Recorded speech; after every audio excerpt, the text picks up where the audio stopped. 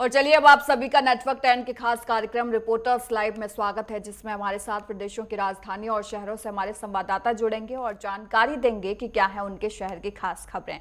और इसी पर अधिक जानकारी के लिए हमारे साथ उत्तर प्रदेश के स्टेट हेड राघवेंद्र प्रताप सिंह जुड़ गए हैं। हमारे साथ यशपाल कसाना गाजियाबाद से हमारे संवाददाता जुड़ गए हैं। लेकिन सबसे पहले राघवेंद्र, आपका रुख करते हुए अगर उत्तर प्रदेश की बड़ी खबरों की बात करें तो क्या बड़ी खबरें आज की?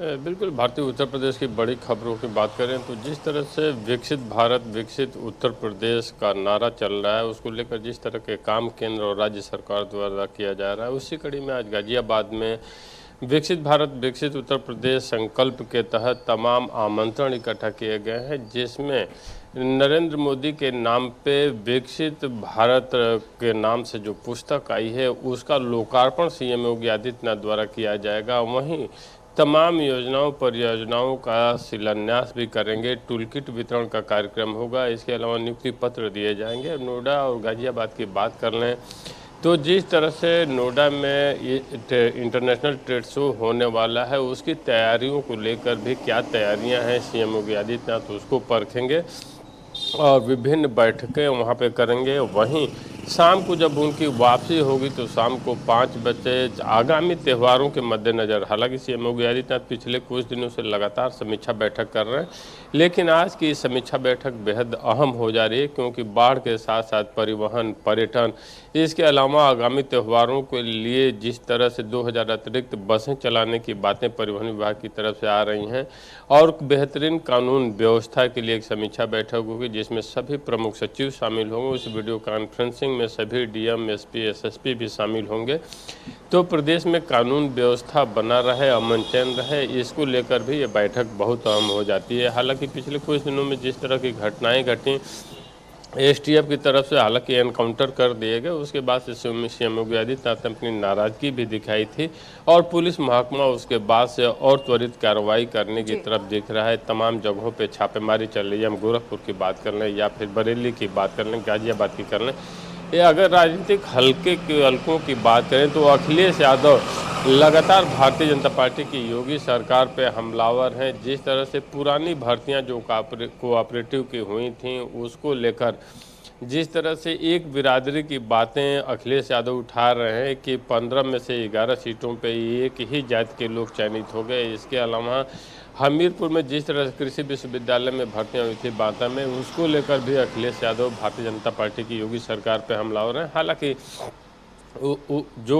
ओबीसी जातियां हैं, पिछड़ी जातियां हैं, उनके विकास के लिए योगी आदित्यनाथ की सरकार ने एक नया खाका खींचा है। चाहे उनकी पढ़ाई लिखाई की बात हो, स्कॉलरशिप देने की बात हो, या ओबीसी की जो महिला बच्चियां हैं उनकी लड़कियों की शादी की बात हो, तमाम ऐसी योजनाओं का फंड बढ़ाया जा रहा है। तमाम ऐसी नई योजनाएं लाई जा रही हैं ताकि उनके बेहतरीन शिक्षा दीक्षा के साथ साथ रहन सहन, सामाजिक स्तर तो सुधारा ही जाए, उसके साथ साथ बच्चियों की शादी में भी कोई दिक्कत न हो, इसका खासा ध्यान रखा जाए। तो एक तरफ आरोप प्रत्यारोप का दौर चल रहा है, तो दूसरी तरफ योगी आदित्यनाथ जिस लिए जाने जाते हैं कि अपने बेहतरीन कानून व्यवस्था के लिए, प्रदेश की अर्थव्यवस्था को 1 ट्रिलियन इकानमी बनाने के लिए, लोगों को सुरक्षा देने के लिए, उसके तरफ वो लगातार काम करते हुए दिखाई दे रहे हैं। वहीं जिस तरह इस एसआईआर का विरोध कांग्रेस द्वारा, समाजवादी पार्टी द्वारा किया जा रहा है, वो मुद्दा उत्तर प्रदेश में अभी भी तूल पकड़ा हुआ है और तमाम कांग्रेसी कार्यकर्ता और समाजवादी पार्टी के कार्यकर्ता जगह जगह इसका विरोध करते हुए देखे जा रहे हैं, क्योंकि जिस तरह से पंचायत चुनाव होने हैं उसके पहले ये एसआईआर उत्तर प्रदेश में होना है और जितने भी बोगस वोट हैं, जिनकी बात कर लें, जिनकी मृत्यु हो गई है या 2-3 जगह से जिनके आधार कार्ड हैं, जिस तरह से पहचान पत्र, मतदाता पहचान पत्र बने हुए हैं, उसको ख़त्म करने के लिए निर्वाचन आयोग भी अपनी तरफ से काम कर रहा है। हालांकि निर्वाचन आयोग ने 2 दिन पहले अपनी पारदर्शिता को दिखाने के लिए एक नियम और लाया कि अब तक प्रत्याशियों की जो फोटो होती थी वो ब्लैक एंड वाइट होती थी, लेकिन अब वो कलर फोटो होंगे। और अगर मौसम की बात कर लें तो मौसम का जिस तरह से लुका छिपी का खेल चल रहा है, कभी उमस भरी गर्मी आ रही है तो कभी बारिश होने लग रही है। अभी भी प्रदेश के लगभग 22 से 28 जनपद ऐसे हैं, पूर्वांचल से लेकर बुंदेलखंड तक, या फिर ये कहा जाए पश्चिमी यूपी तक, जो बाढ़ की चपेट में है और वहाँ के लोगों का काफ़ी जान माल का भी नुकसान हुआ है। तो एक तरह से आज की जो शाम को वीडियो कॉन्फ्रेंसिंग की बैठक होगी सीएम योगी आदित्यनाथ की, उसमें ये मुद्दा भी अहम है, क्योंकि बाढ़ को लेकर भी उनकी बैठक होने वाली है। जी बिल्कुल भारती। बिल्कुल, तमाम बड़ी खबरें हैं और कई सवाल हैं उनके साथ। वापस लौटूंगी आपके पास राघवेंद्र, लेकिन हमारे साथ अमित शर्मा भी जुड़ गए हैं मथुरा से, हमारे संवाददाता। उससे पहले यशपाल, अगर गाजियाबाद की बात करें तो क्या बड़ी खबरें आज की? पहली बात तो आज गाजियाबाद में मुख्यमंत्री आदित्यनाथ योगी आज पहुंचेंगे। आज उनका कार्यक्रम है। गाजियाबाद की जो नेहरू नगर कॉलोनी है वहां पर पंडित दीनदयाल ऑडिटोरियम में आज वो पहुंचने वाले हैं। 3:30 बजे से 4:30 बजे तक का वो कार्यक्रम है। जी। और जहां पर जो पूर्व सांसद है डॉक्टर रमेश चंद तोमर, उनके द्वारा किताब लिखी गई है भारतवर्ष की स्वर्णभा, यानी कि जो प्रधानमंत्री नरेंद्र मोदी के लिए उन्होंने वो किताब लिखी गई है, तो उसका आज योगी आदित्यनाथ विमोचन करने वाले हैं। और करीब 3:30 बजे के आसपास हेलीकॉप्टर से पुलिस लाइन गाजियाबाद में मुख्यमंत्री योगी आदित्यनाथ पहुंचेंगे, जिसके बाद गाड़ी से जो ऑडिटोरियम है पंडित दीनदयाल नेहरू नगर, वहां पर पहुंचकर सबसे पहले तो किताब का विमोचन होना है। फिर वहां पर जो सांसद है और विधायक है उनके साथ एक मीटिंग है, जिसमें जो विकास कार्य है उनको लेकर बैठक भी की जाएगी। जी बखूबी आपने बताया, देखिए विस्तार में कि किस तरीके से कार्यक्रम निर्धारित किया गया है सीएम योगी आदित्यनाथ का। लेकिन यशपाल, एक छोटा सा सवाल आपसे ये भी है कि उनके आगमन को देखते हुए ग्राउंड जीरो पर आप क्या तैयारियां देख रहे हैं? देखिए, सबसे बड़ी बात है, मुख्यमंत्री योगी आदित्यनाथ पहुंचेंगे तो उसको लेकर पुलिस प्रशासन पूरी तरह सतर्क है। और सुरक्षा व्यवस्था को लेकर जो वो रास्ता है, जिस रास्ते से योगी आदित्यनाथ गुजरेंगे, तो उसको पहले ही क्लियर करा दिया गया है। और वहां पर पुलिस की अच्छी खासी संख्या, पुलिस बल तैनात किया गया है। तो जो फिलहाल की अगर बात करें तो व्यवस्थाएं प्रशासन द्वारा, पुलिस द्वारा की गई हैं। और जब 3-3:30 बजे करीब मुख्यमंत्री यहाँ पर पहुंचने वाले हैं, तो उस दौरान जो व्यवस्थाएं प्रशासन द्वारा की गई हैं, उनके साथ साथ जो वहाँ पर विधायक, सांसद सभी वहाँ पर पहुंचने वाले हैं, तो व्यवस्थाएं प्रशासन द्वारा पूरी तरह ठीक कर ली गई। ठीक है यशपाल, लौटेंगे आपके पास। और अमित, अगर मैं बात करूं मथुरा की, तो क्या बड़ी खबरें आज की आपके पास?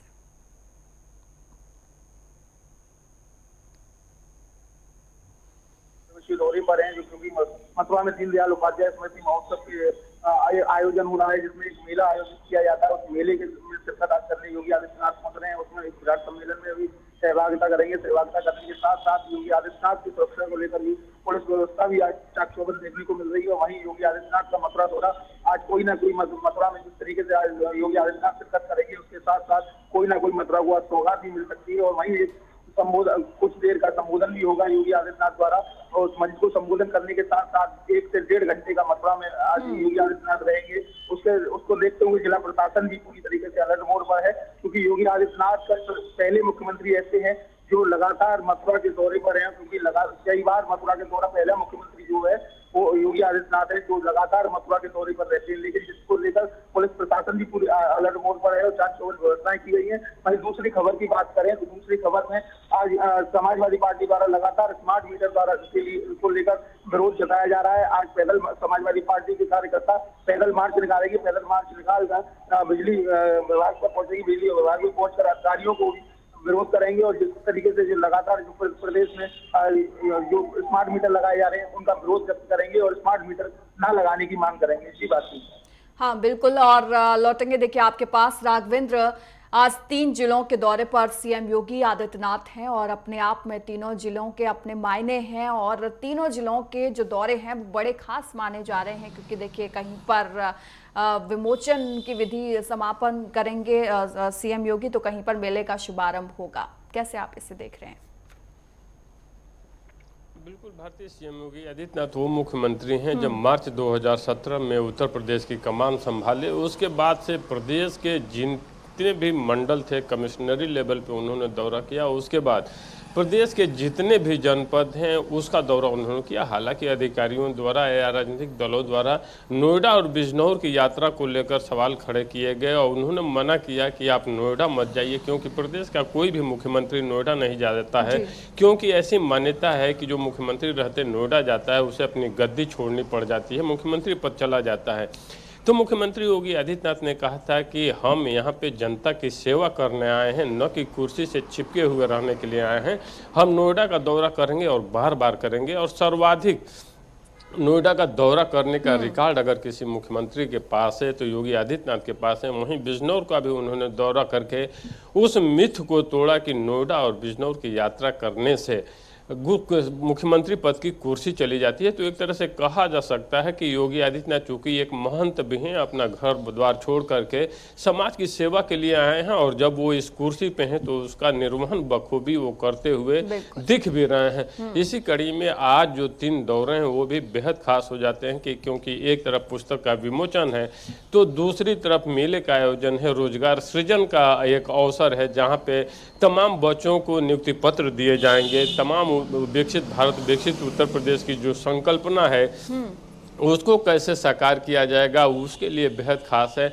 और अगर मथुरा की बात कर लें तो मथुरा मुख्यमंत्री योगी आदित्यनाथ सदन में भी ये कहते हुए देखे गए कि काशी और अयोध्या तो हो गया, तो भगवान कृष्ण कहाँ शांत रहने वाले हैं। उनका इशारा साफ था कि अब मथुरा का नंबर है, और मथुरा कॉरिडोर की बात हो या फिर कृष्ण की जी मंदिर की बात हो, वो भी सब बन के रहेगा। और उत्तर प्रदेश की धरती भगवान राम की धरती है, भगवान शिव की धरती है, भगवान कृष्ण की धरती है, भगवान बुद्ध की धरती है, और इसीलिए धार्मिक पर्यटन पे भी योगी आदित्यनाथ द्वारा बहुत सारे ढेर सारे काम किए गए, तमाम कॉरिडोर बनाए गए, तमाम रामायण सर्किट के साथ साथ अन्य सर्किटें बनाई गई। हम चाहें चित्रकूट की बात कर लें, विंध्याचल की कर लें, काशी की कर लें, मथुरा की कर लें, अयोध्या की कर लें, नैमिषारण्य की कर लें, या अन्य जो भी यहाँ के महत्वपूर्ण ऐसे जगह थे जो विकास से अछूते थे, इंफ्रास्ट्रक्चर से दूर थे, उनका बखूबी जीर्णोद्वार ये कहा जाए कि समृद्ध प्रदेश, समृद्ध क्षेत्र बनाने का काम किया।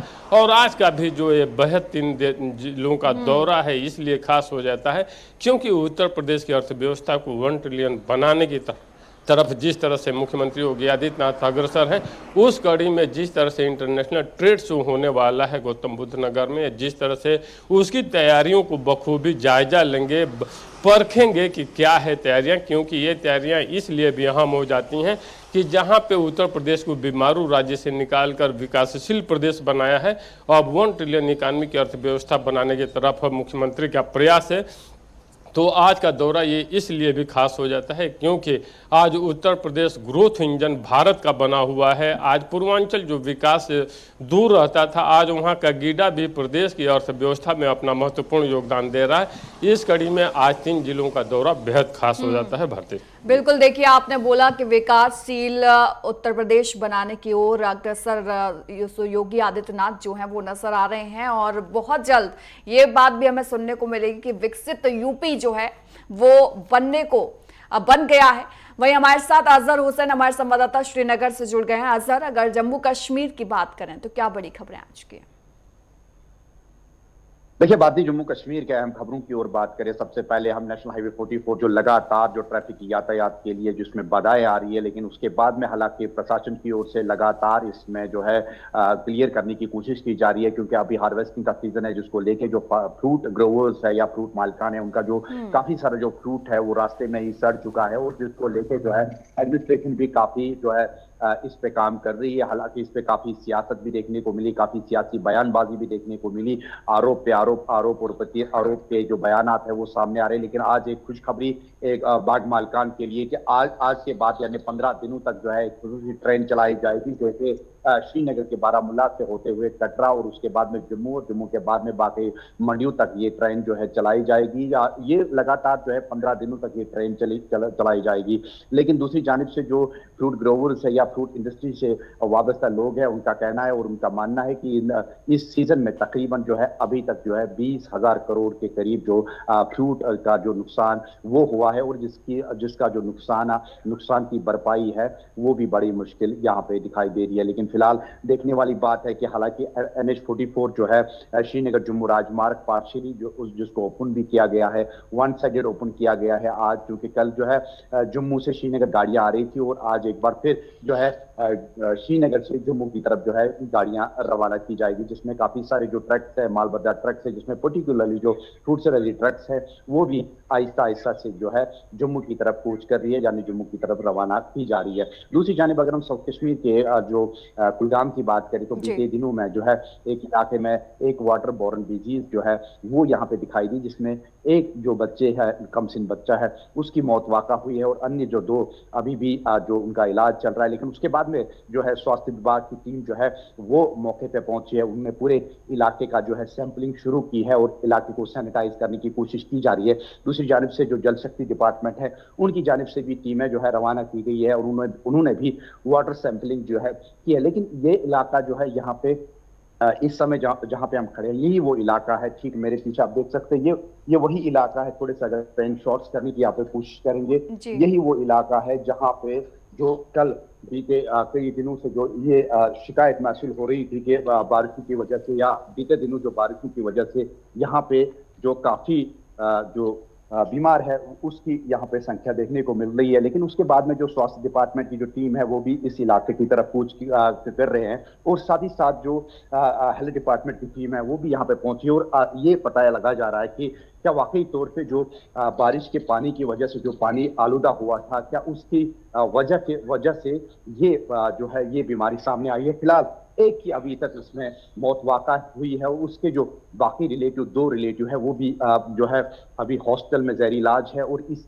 इलाके को पूरी तरीके से सैनिटाइज करने की कोशिश की जा रही है। लेकिन यहाँ पे जल शक्ति डिपार्टमेंट का मानना है कि इस आसपास के इलाके में काफ़ी सारे जो चश्मे हैं, चश्मे का जो पानी है वो यहाँ पे लोग जो है पीने के लिए इस्तेमाल करते हैं और जिनकी सैंपलिंग की गई है और उसमें काफी सारे जो पानी के सैंपल है वो गलत आ चुके हैं और जिसकी वजह से जो यहाँ पे टीम है वो यहाँ पे रवाना हुई है। फिलहाल हमारी टीम भी यहाँ पे है और इस इलाके की पूरी तरीके से इसमें रिपोर्ट जो है वो बना रही है और साथ ही साथ जो डिपार्टमेंट और पर्टिकुलरली जो हेल्थ डिपार्टमेंट में है उन्होंने लोगों से अपील की है कि वो गर्म पानी का सेवन करें और साथ ही साथ जो है खुले पानी में जो है वो उसका इस्तेमाल ना करे। जो पानी से सप्लाई पानी आता है उसका इस्तेमाल किया जाना चाहिए, क्योंकि जो सप्लाई पानी है उसमें क्लोरीन वगैरह वो भी किया गया है। और साथ ही साथ अगर हम मौसम की बात करें तो लगातार जिस तरीके से मौसम विभाग का मानना है कि जो कल भी प्रेडिक्ट किया गया था कि अगले 24 घंटे के बाद में जो बारिश का जो सिलसिला है वो लगातार जारी हो सकता है। इसी सिलसिले में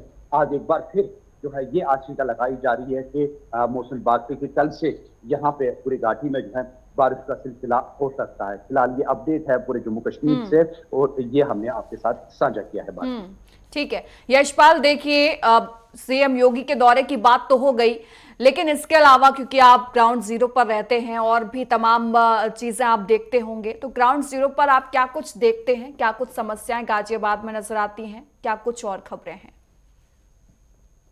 देखिए गाजियाबाद की अगर समस्याओं की बात करें या फिर गाजियाबाद की बात करें, फिलहाल गाजियाबाद में क्योंकि जिस तरीके से अभी पीछे बारिश हुई थी, बारिश के बाद गाजियाबाद में सबसे ज्यादा जल निकासी की व्यवस्था वहां पर मिली, क्योंकि बारिश इस बार हद से ज्यादा हुई है और नालों की सफाई को लेकर सबसे बड़ी परेशानी यहाँ पर हुई थी। नालों की सफाई अगर ये नगर निगम द्वारा नहीं कराई जाती, वहीं अगर गाजियाबाद के क्योंकि यहाँ पर 3 नगर पालिका भी यहाँ पर है, क्योंकि मोदी नगर हुआ और कोडा नगर पालिका हुआ, फिर लोनी नगर पालिका। तो लोनी नगर पालिका जो गाजियाबाद का ही है, सबसे ज्यादा स्थिति खराब वहां पर है। लोनी क्षेत्र की सबसे वहां पर दयनीय स्थिति में है, जो कि वहां पर 3-3 फुट गहरे गड्ढे, 2-2 फुट गहरे गड्ढे पहले से हैं और सबसे बड़ी दिक्कत वहां पर है नगर पालिका द्वारा जल निकासी नहीं कराई जा रही है। देखिए मैं आपको बता दूं कि लोनी नगर पालिका एक ऐसा क्षेत्र है, लोनी जो विधानसभा है, लोनी दिल्ली से सटा हुआ है। अगर देश की राजधानी जो हमारी दिल्ली है और वहां से संसद भवन की दूरी लोनी से मात्र 20 किलोमीटर पड़ती है और जहां पर करीब 20 से 25 लाख लोग यहाँ पर रह रहे हैं। आमतौर पर कई जिले ऐसे हैं इस प्रदेश में या देश में बात करें तो वहां पर 10 से 5 लाख की ही आबादी होती है पूरे जिले में, लेकिन अगर लोनी अकेले की बात करें तो लोनी विधानसभा क्षेत्र में करीब 20 से 25 लाख लोग यहाँ पर रहते हैं और जिसमें सबसे ज्यादा प्रवासी लोग यहाँ पर रहते हैं, क्योंकि दिल्ली से सटा हुआ है लोनी और यहाँ पर तमाम लोग ऐसे हैं जो यहाँ पर काम करने के लिए आए हुए हैं।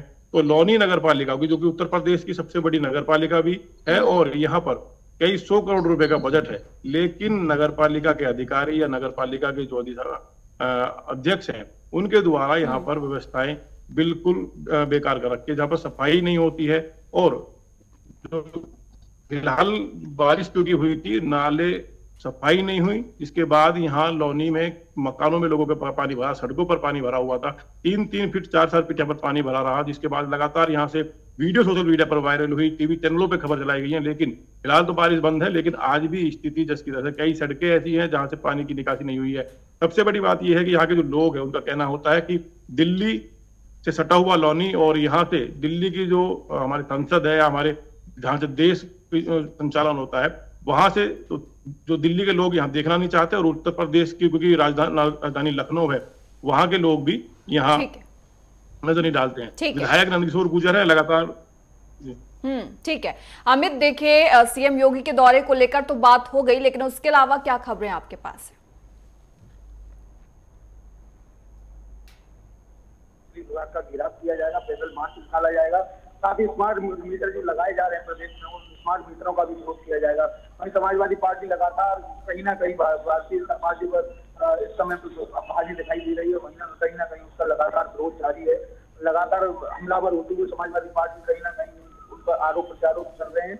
वहीं देखा जाए कि जहाँ बाढ़ के हालात थे, बाढ़ के हालात के बाद में यहाँ पर पानी का जगह जगह जलभराव भी देखने को मिल रहा है। जलभराव के चलते कहीं ना कहीं नगर निगम उसमें सफाई करने में असफल दिखाई दे रहा है। वहीं जिला प्रशासन में देखा जाए तो जिला प्रशासन लगातार दौरे कर रहा है, और दौरे के साथ साथ बाढ़ प्रभावित इलाकों का भी जायजा ले रहा था। साथ ही बाढ़ के क्षेत्र में लगातार अधिकारियों का आवागमन लगा हुआ है, और लगातार अधीनस्थों को निर्देश दिए जा रहे हैं कि साफ सफाई में बरकरार रहे, क्योंकि बाढ़ उतरने के बाद में बीमारी जैसे हालात बने हुए हैं। क्योंकि बाढ़ जब का माहौल देखने को मिलता है, तब बीमारियों का यह माहौल देखने को आता है, क्योंकि लगातार बीमारियां फैलती है। क्योंकि बाढ़ का जो पानी होता है उससे मच्छरों का भी इकट्ठा होने का चांस हो जाता है, और उसके साथ साथ बीमारी लगातार फैलती है, जिसको लेकर जिला प्रशासन अलर्ट है। और वहीं स्वास्थ्य विभाग को भी निर्देश दे रहा है कि लगातार जी बात। ठीक है, आप सभी का बहुत बहुत धन्यवाद।